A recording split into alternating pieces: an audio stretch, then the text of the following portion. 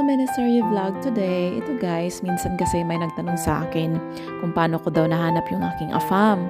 Kung paano ko daw nahanap itong aking one true love.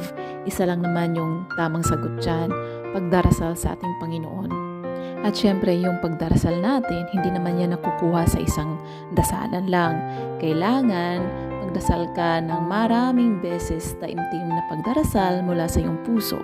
Hilingin mo sa Kanya na ibigay sa iyo yung tamang tao, yung karapat-dapat sa pagmamahal mo. At higit sa lahat, yung taong mamahalin ka ng buong buo na hindi mo dapat questionin yung pagmamahal niya sa iyo.